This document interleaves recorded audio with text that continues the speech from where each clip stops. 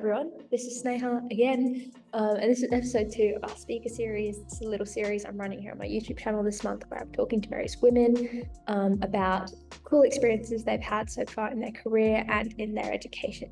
This episode we're going to be talking to Riley.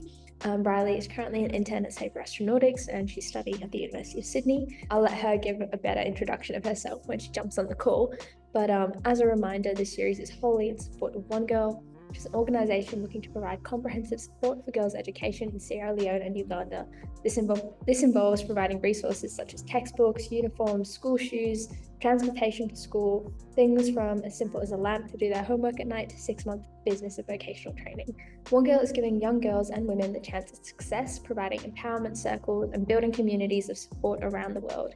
If you would like to learn more and donate to the cause, feel free to check the link in the description, as well as literally anywhere across my social media. It's a fantastic cause because when you educate a girl, you're educating the entire world.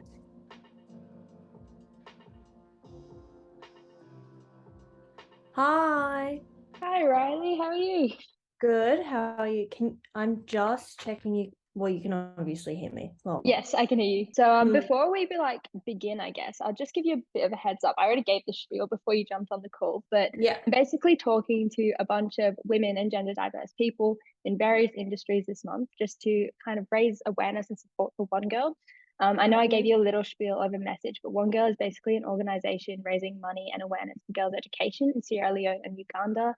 And I thought it would be a really cool way to kind of show my support for them is by talking to a lot of various people who've gone through the education system themselves and why they found education impactful for them and the kind of places it's taken them and the opportunities it's given them. So I thought you'd be a really cool person to talk to. I've been following you for about like a year or so since I started my second year. I know you've had your platform, I don't remember when you started it, to be honest, but we could talk about that a bit later. Yeah, but it's been really nice to follow you. And I know other students here are loving your journey as well, because it's really nice to see someone. Really? Yeah, because it's nice to see someone who's going through similar things that we're going through cool. and succeeding. So yeah, I thought it might be nice to hear a bit of an introduction to yourself if you want to give one. Yeah. So, you're recording. Sorry. I was just checking. Yes, I am. Okay, cool. So like you said, my name is Riley. I'm currently a 5th year aerospace engineering student and physics student, but I've finished all my Bachelor of Science, so that's great. Amazing. Like you already said, I have my little Instagram platform, Riley the Rocket Girl, which documents my journey and is just also me adoring space of all kinds. So I know, for example, just before hopping on this call, I was listening to Lost Women in Space podcast, which was really cool. Yeah. I work at Sabre Astronautics as a space systems engineer, which is really cool. I've learned so much from that. Interestingly enough, you don't learn space systems engineering at uni. So that was very intimidating when I first started that role. Yeah. Fun facts, recently just got a puppy who Yes, I keep I've plastering on my Instagram. Yeah. Luna, is that right? Yeah. Yeah. So cute. I don't know if you can hear her crying in the background, but I locked her out of the office. But she's so cute. But so, there's a bit about me. Nice. And you've been interning at Sabre for a while, am I right in saying that? Yeah, so I first started interning at Sabre in 2019. I worked on their competition Quest for Blue, and the CEO Jason was teaching me propulsion because that's what I'm passionate about, and that was really, really cool. Yeah, and then from there, I actually jumped ship to Hypersonics Launch Systems and did an internship there, and that was really rewarding. And I got to help test their engines and stuff at UQ. And then, I don't know, I kind of got drawn back to Sabre. The culture was, for me, I was a better fit at Sabre. Yeah. So I kind of went back and they were like, let's teach you systems engineering. And so I've gone from my internship into a junior systems role. And then once I graduate, hopefully they'll keep me on. Yeah, absolutely. How did you find the difference between learning learning kind of the content at uni compared to how you're learning on the job right now? Because I know you said that they don't teach you space systems at uni, which is crazy. Yeah. I know, especially at UCID. I don't do the space major, but my friends who've been doing it have been saying like, oh, it's only 3 subjects. Doesn't feel like I'm able to learn everything that I want to learn. So how have you found like the difference between learning in industry compared to uni? So I've found that uni is really good at testing your learning skills.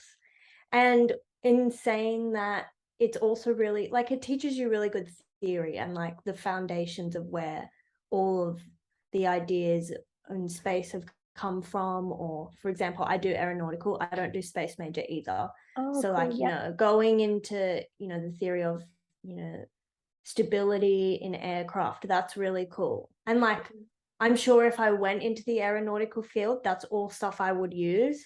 Unfortunately, being in a space role, nothing that I've really learned at uni has translated, but the skills involved at uni have. So, you know, research, absolutely. writing, more of the technical skills involved have translated across, not so much the theory. But in saying that, I think I might want to try a role in aeronautical just to see what it's like. But you know, Sabre has my heart, so I'm gonna stay as long as I can. But it would be interesting to see what that is like because I've done an aeronautical degree. But it's interesting you say that a lot of your friends who do space go, oh, it's only 3 subjects. I was recently talking to, well, I met up with, she's got her own Instagram, Lauren the Savage is her Instagram. I'll follow her. She works at Blue Origin. Yeah. And we were having a talk about the university courses here, and she was saying that in the US it's quite similar. You'll basically do either a mechanical or an aeronautical degree, and then there'll only be 1 or 2 space subjects, even though it's a space degree. So that seems to be the standard, and it's more you specialize. You more specialize once you've gotten a role. Yeah, interesting. I'm guessing, do you reckon that's because space is just like, it's more of a novel, like you're kind of learning a lot as you're doing the job because there's so many new things going on in space, do you think? That is not, there's not like heaps of established theory, or why do you think that is? Like, I guess not systems. Space is really broad. There's so many different facets within space. Like you've got rockets, satellites, mission control, communications, ground control. Like there's so many different aspects that would be really hard to teach a very specialized course on space. And also if you learn the basics of mechanical or mechatronic, you've pretty much covered the same like underlying theory and foundations that are used for the space. Absolutely. So it's like, you know, sorry, go. No, go for it. I was gonna go off a tangent. I was just gonna say, like, for example, like if you do electrical engineering, like if you get really good at doing electrical circuits, there's no difference for you to be able to do electrical circuits on satellites. It's just that's so applied true. in a different context. Yeah, so true. I've been reading a lot about like the Artemis generation, and I see all these like posters and stuff of like your role in the space sector, and it's literally every job known to man is like within that big list of things that you can do with space. So it's so right in saying like you can apply whatever you've done to space if that's what you love. Like I have a friend V. I did a little interview with her a while back and saw her in Adelaide at the Space Forum. So she is involved in space, but she does medicine. So she's not even in the engineering. So, you know, that's what I mean. You can do totally different things and still work in the space sector. Or, you know, my friend Annie Hanma, she does space law. Space law, I've met her a few times. It's so cool to hear about like the different ways you can get into space. I have gone on a bit of a tangent because I wanted to focus the beginning bit about you. So as you say, you are currently working as a space systems engineer, and I really wanted to know like what excites you about space. I know you could probably go on for ages about this, but like what is like a development or something you really want to see in your working career of like, I want to see this thing happen, or I want to see this like innovation occur or something like that. What is something you're excited about?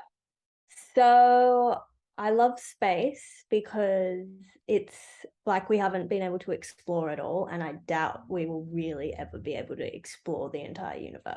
Yeah. But for me, that kind of connects into my passion and like what I would love to see is I really want to see a lot of development in propulsion.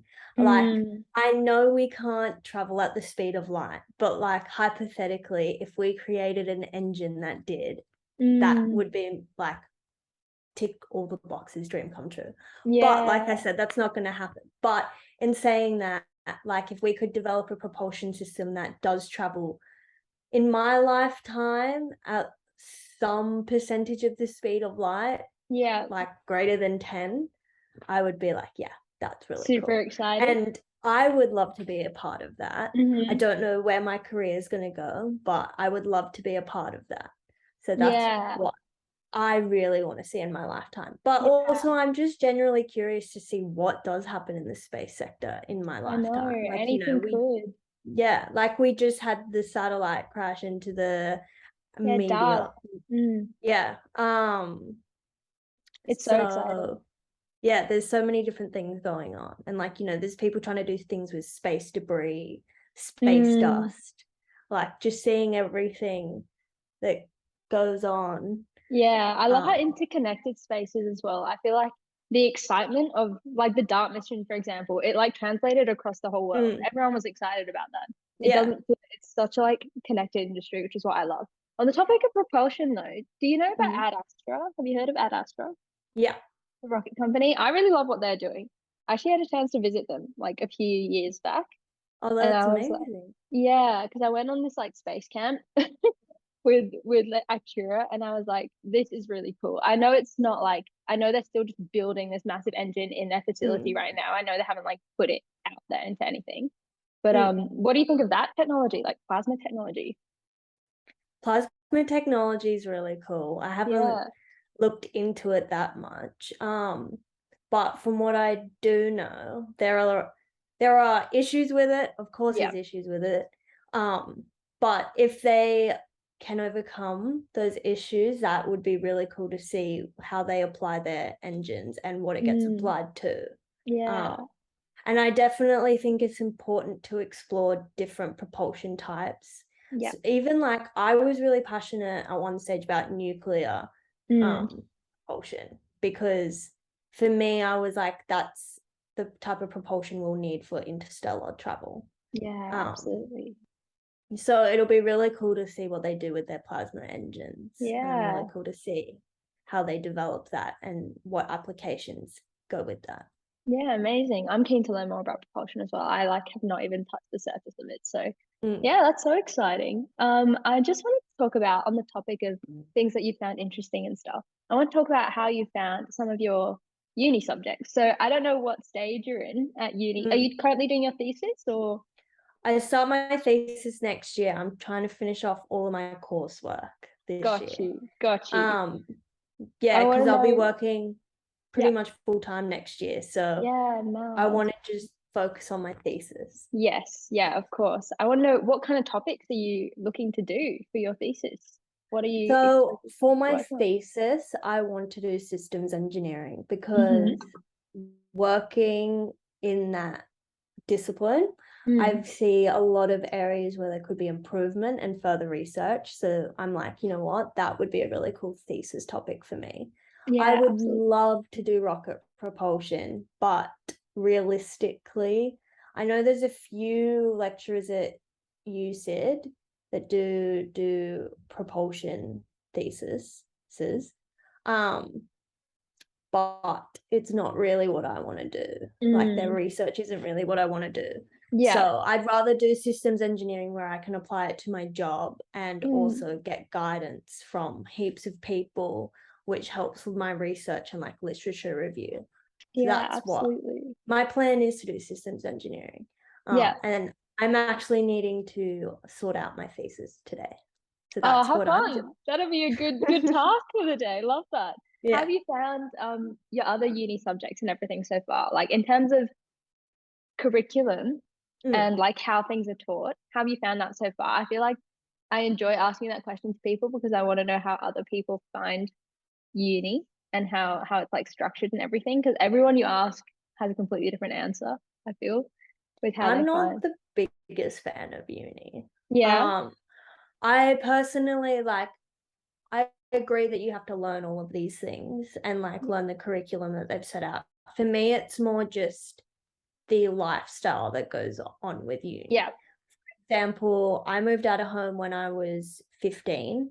Oh wow. So I've been financially independent since then. Yeah. And it is so hard to be a full-time uni student and to work in order to pay all my bills and my rent, and then to also have a social life, and then also have time for myself. So for me, not liking uni is more about the lifestyle attached to that. Like propulsion, the topic, loved that. Like the coursework involved in that was amazing. Flight mechanics, not really a fan of aerodynamics, but I understand why we have to learn it. But I do like also the electives as well. So like I do like the coursework. I just it's just hard to balance everything. And they're not, and to be honest, the unis aren't really that understanding of personal circumstances, even though that they claim that they are. Like I've been really sick at times and they're kind of just like, not our problem.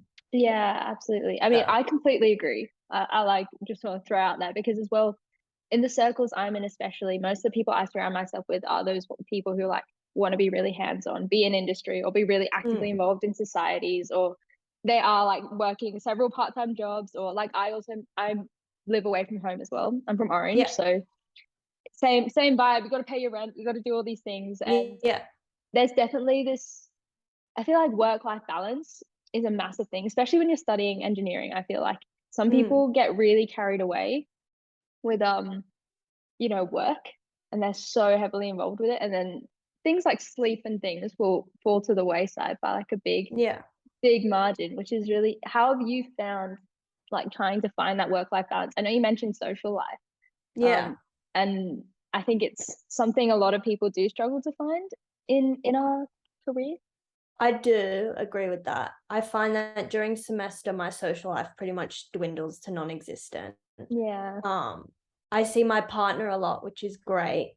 And I love spending that time with him. But in terms of hanging out with my friends, not so much.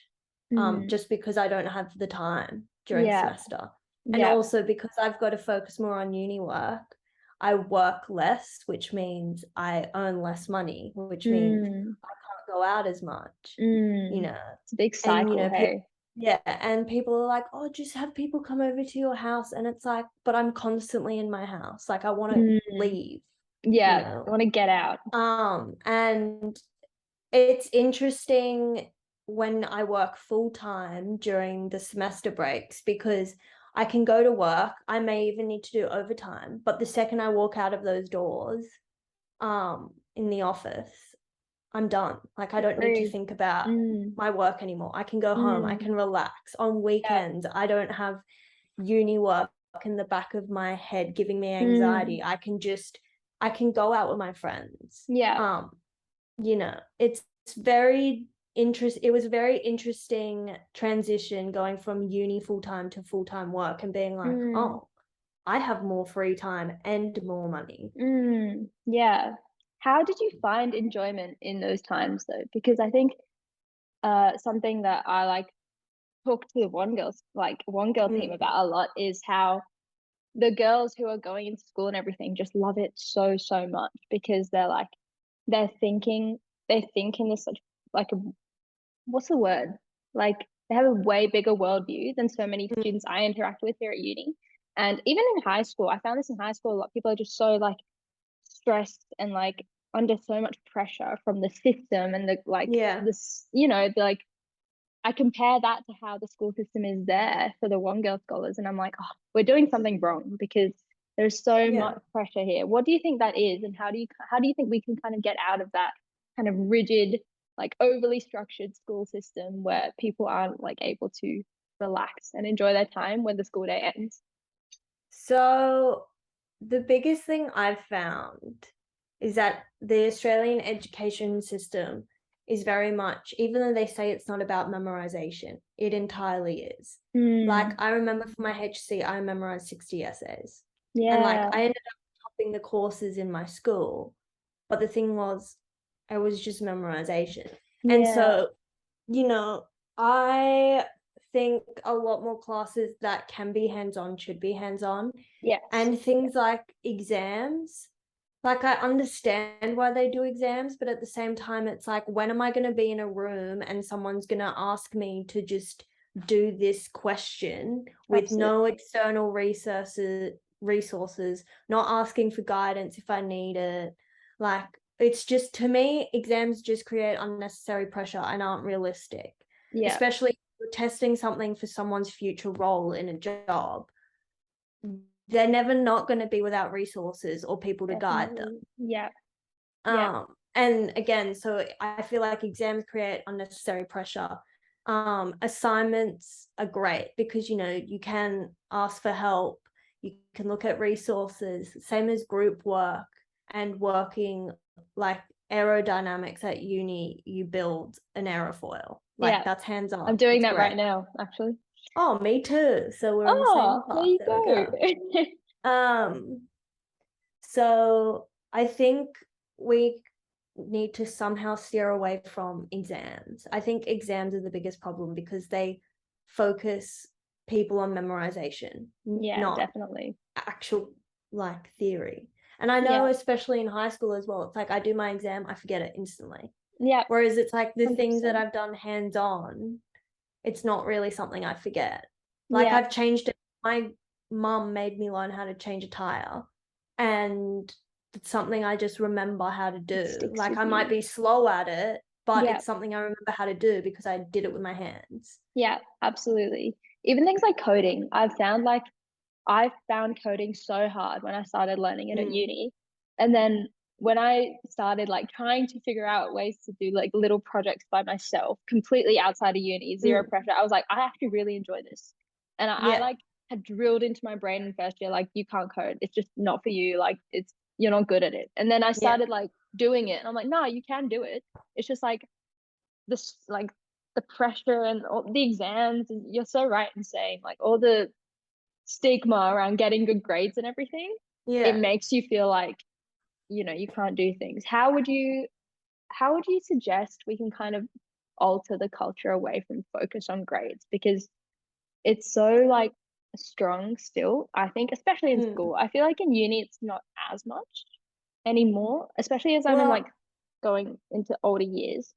Grades are important at uni if you want to do like masters or PhD. And you should still try to get grades that are better than just a pass. And it's easier said than done. But especially for high school, it's really hard because they want everyone to do the same exam so they can test everyone's ability. But HSC is all about rankings, to be honest. It's like, where do you place? And I think the biggest driver for change is industry, to be honest. Like, I know, for example, a lot of space companies, like, they look at your grades, but they look at it to be like, oh, you didn't fail everything. They don't, a lot of the time, they're not actually interested in who got the highest mark. They're more worried about, you know, what skills do you have? Like, you know, you might have a 99 wham, but do you know how to talk? Can you talk to clients?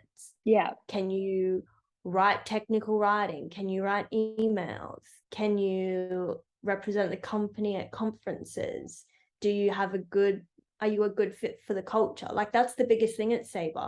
It's like heaps of people apply and they've got amazing skills, but it's, do you fit the culture of the company? Because if you don't fit the culture, you're not going to enjoy it there, which also brings down other people. But also, you know, it's not fair that you get introduced to a culture that you're not comfortable in. 100%. I think I love like hearing that like perspective on it as well, because I had a chat with someone a few weeks ago, and it was very much like grades they show effort, not intelligence. And I like that like philosophy a lot, because I have recently, like, I'm starting to apply to places now, I wish I'd done it earlier, but can't change the past, only the future. Yeah. But so I've been starting to apply to places, and very few of them ask my grades, but I've been getting interviews for the majority of the places I'm applying to, because I just like talk about how much I love the stuff in my cover letter, Yeah. And I think, Well, yeah, it's interesting. It's interesting that you say that, because oh, I lost my train. grades, Oh company. yeah, grades and companies. I had a really good point to make. Oh yeah, there will still be some companies that take your grades into Yes, consideration, and they'll be like, oh, you need to be above a 65. Yes, I have found that with some of them. But to be honest, I found that those companies are very results based, and they don't really support like you as an employee. And I think there's so much emphasis now on, yes, you need your employees to produce, the tasks that you ask them to do. But if you're not supporting them as a person, you're going to either burn them out, they're going to quit, or they're going to be miserable. It's like, obviously company size comes into it. Like, a startup can't provide you with like gym memberships or whatever. But it's still like Saber's really supportive, for example, of mental health. Like, you can work from home if you don't want to go into the office. They're very understanding about a lot of things as well. And I think that's so important. Whereas I know like companies that are so focused on grades, they're kind of just like, you're just kind of a little screw in the machine kind of thing. In a way. Absolutely. So in your opinion, I already know the answer to this in a way. It's going to be, but what is your ideal company culture? Like, what is Saber like? I know Saber seems to be fitting a lot of those boxes, but if you could think of a day at work where you're like, I feel incredibly supported in this environment, what are those characteristics? Well, I am a very outgoing person, obviously. And I do like getting my work done. I love being productive, and I actually get really down on myself if I'm not productive and producing, like achieving my goals. But in saying that, I also like to be in an environment where I can joke around. I love joking around. I like being a bit cheeky, all within like, limits. But it's great to be in an environment where that's reciprocated. Like, whenever we're having like, we're going on a coffee break, people bring out Nerf guns and we shoot each other with Nerf guns. I love that.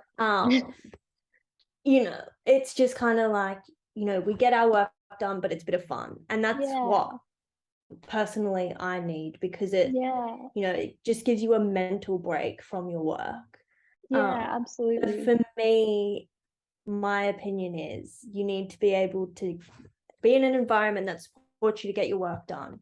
But when there's time to like just take a little 5-minute mental break, you can have a bit of fun and really just relax and remember that everything's okay, and then you can go back into your work. Amazing. That sounds optimum for me as well, to be honest. Like even at uni, I'm like, oh, I wish we could just inject some fun in the day amidst all the classes. Like, I know. I mean, it happens. Like, we try to do it with events and everything, but sometimes it feels like, I wish there could be a bit more like lighthearted energy in the classes themselves, because there's also this fear I've found of, I don't know if you experienced this did you do in-person classes in your like first second year? In my first 2 years, I did in person. I don't know if you felt this when you were mainly in person, of like, there's this kind of weird fear of asking questions, or this like underlying competitive nature or something. This like weird energy, and I just want to get rid of that. I wish it was just like a bit more open to learning, and not that's so why I don't go into class, because I don't like that feeling. And also it's weird because a lot of people, like you said at UCID, like they know that I have a job at Saber, and I kind of feel judged for that, especially because I'm not the top of all my classes, and the top of their classes might be struggling to get internships, and I kind of feel like I'm being judged for being able to get one. And it's like, but my other skills are what got me the role, not me being able to produce a perfect assignment. 100%. Great, good on those people that get those marks, but I feel like, I don't know, it's very judgmental space. And I feel like everyone, like the whole space industry is all about being supportive and collaborative and working together. Exactly. And I feel like, I don't know, the people at uni just, it's all very competitive and everyone just wants to be the best. And I don't enjoy it. I've really found that as well. And I'm like, I really want to know like what the root cause of it. I was talking to someone else who I was doing this interview series with, and she was saying like, I wish like professors had highlighted their failures and everything a bit more often. So you could see like it isn't just this rigid, like you need to know all this content perfectly. Because nowadays, I'm not gonna lie, I sit in class and I'm very open to being labeled as the dumb one because I know that I'm not. And it took me a long time to like get to that mental stage of like, okay, I clearly know what I'm doing. Like I'm also not the top of my class, but I'm definitely like I'm not, I know what I'm doing and I get decent-ish grades, but my grades don't matter because as long as I understand what I'm doing, that's what's important, especially when you're going into that job. So nowadays I'm like, I don't mind if my peers or the people around me look at me like, why is she asking that question? She should know that, because I know in myself that, okay, I know like I'll be fine in the future, so it doesn't really matter. But it's so strong, like that feeling of I need to show off or prove myself to XYZ person, especially in like labs and everything. You get this feeling of I need to know what I'm doing like perfectly. And that's just not how it works. And as you said, in industry, like especially with space, it's so, we said this earlier as well, it's so connected and open to like learning and teaching new people. And then I definitely feel like an attitude of, oh, I want to share my knowledge with people would benefit uni as a whole. 100%. Yeah. So how do you feel like if you could change one thing about your uni experience thus far, what would it be?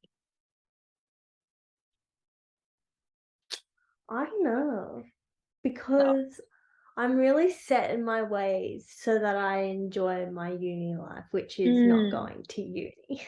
Yeah. I mean, I guess then the thing that I would change would be maybe finding ways to be more confident at uni and not be so critical of myself based on what I think people are thinking about me. Yeah. And I think maybe that would help me be a better student and be more relaxed at asking questions.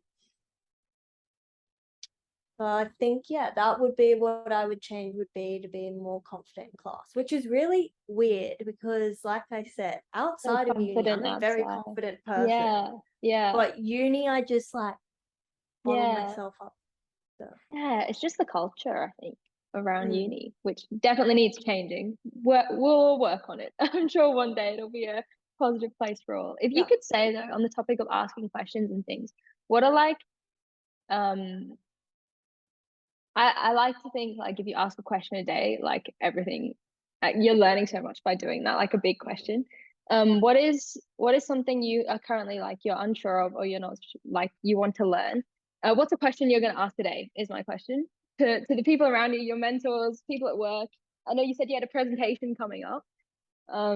What's something you want to ask today? I've been working on a research proposal. And I guess my question today will be, how can I make it a better research proposal? Because and bringing back to the uni thing, when I go to uni, I don't want feedback on my assignments. I'm like, just want my grade, move on. Whereas when I'm at work, I'm like, okay, I've done this, but how can I do it better? Better, 100%. So my question today is, how can I write a better research proposal? Yeah, that's a good one. Well, hopefully you can get the feedback on that. And what does your day-to-day work life kind of look like? I know it's probably quite different every day. It kind of chops and changes because I'll talk about when I don't have uni, like when I'm on semester break, because it's more consistent. Yeah. So usually I wake up around like 7. And now that I've got a puppy, I have to get up and take her outside. And Yeah. then I usually will go on a walk with her, get a coffee. And then when I come home, I like to journal. Oh, nice. I find it really clears my mental space Yeah. and like sets me up the day. Yeah. And then I like to get ready, clean up the house a bit, and then I head into work around 9:30, which gets Yep. me there like 10, because we start work at 10 Yep. at Sabre. And then, go to work at Sabre. We all have lunch together at 12, which is really cute, like a little family. We sit in the boardroom. Oh, that's And so then work till like 5, 6, or usually I don't need to do overtime, good. but so I usually finish between 5 or 6. Usually like people might be going to the pub or having a few beers at work, so I might join in on that. Then I'll go home, and then because I don't have uni, the world's my oyster. I might watch TV. I do like to try and catch up with friends more, like I said. Yeah. So I might be going out for dinner. And then I usually come home around 9:30, get ready for bed, go to sleep. Nice. What is something you wish you could do in your day that you don't currently do that you want to put in there? I'm really on myself at the moment to be more productive. Mm-hmm. I don't know if it's an unhealthy goal to be more productive, because some days I'm really productive and other days I'm just not. Yeah. But the biggest thing I'm trying to do is so like with so I'm very open about, I go to therapy for mental health because I think it's important and everyone does that. So Absolutely. because of that, like I said, I do journaling, and I Yes. like to try and envision like my dream lifestyle, what that looks like. And I Yeah. guess the things that I wish I could do more in the day is stuff that would align more to that Yeah. like dream version of myself, or Yeah. like set me up better so I could be a dream version of myself. Yeah. But at the Yeah. same time, that creates a lot of pressure on myself. So Pressure. I've got to Yeah. find a balance. Yeah. I But think productivity in general is so hard to find that line, because I saw something a few weeks ago. It was like productivity can be a form of self-care. Like getting stuff done on your list is like, makes you feel good about life and yourself. But at the same time, there definitely is that line of like, okay, but I also need to know how to stop. yeah, Because you can fall into definitely. a big cycle of just work, work, work constantly. Yeah. But yeah, that's really nice to hear. In general, I guess I want to end off bit selfish on my part. I want to end off on like some advice, I guess, because obviously, I think do you do physics as your science? Yeah. Yeah, I do the exact same thing that you do at uni. My path is obviously very different because That's right. yeah, we all have very, very different paths. But I would love to end on some advice on like, what do you think is something that uni students could do? It doesn't just have to be in engineering, to kind of make the most of what they're studying, how to enjoy their learning.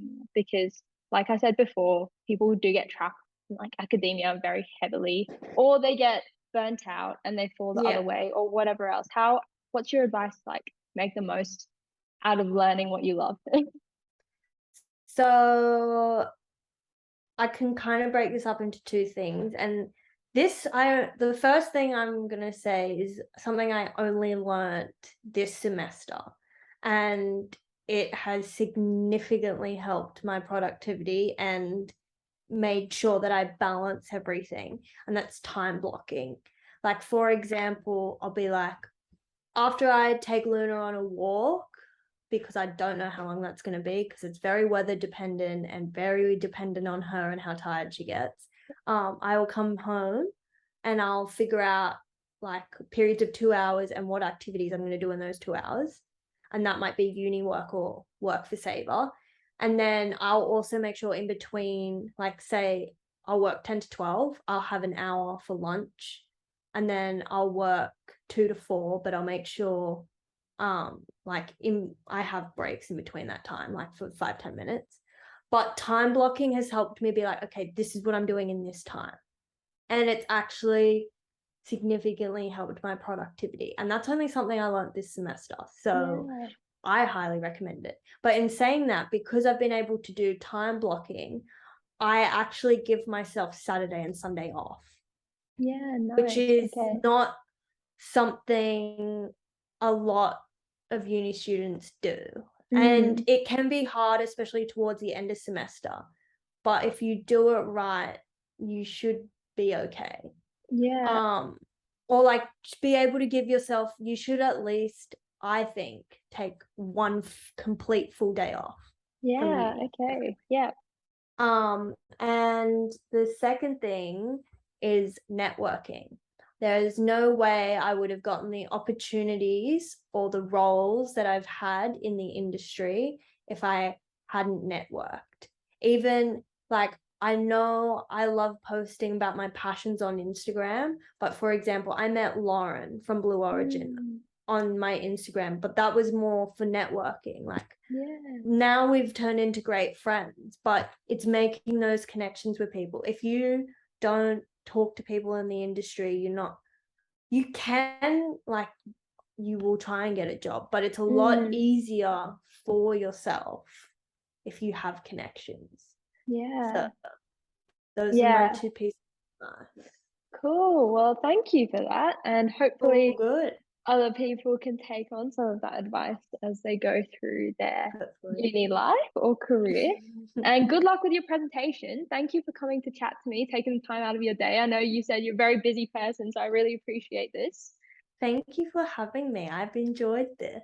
Yeah, and hopefully I can catch up with you again. I'd love to learn more about your work at Sabre as well. Yeah. Well, we can organize a coffee. Yeah, I love going on coffee dates. I would be so down. You'll be receiving another message from me. Amazing. Thank you so much. And I'm going to have to go. I'm sorry. Of course. Good luck. Thank you. And I can't wait to hear from you and see it. Thank you. All right. I'll see you later. Bye. Bye. Also, I just want to end this video. This is just me. I'm alone in this call now. If you want to talk to me, if you have some insights that you want to share with me on your experience in education thus far, I would love to talk to you. I have arranged 2 or 3 more calls, but I'm so down to do this as many times as humanly possible. I've been loving talking to people I don't usually get the experience to talk to, and it's really opening my eyes to a lot in industry and also just uni in general and education in general. I feel like my approach to education has changed massively this year, and I definitely will want to share that in the near future. So if you want to talk to me, send me a message. This is my Instagram. Would love to chat to you. Yeah. See you guys soon. And the link to donate is below. Bye, guys.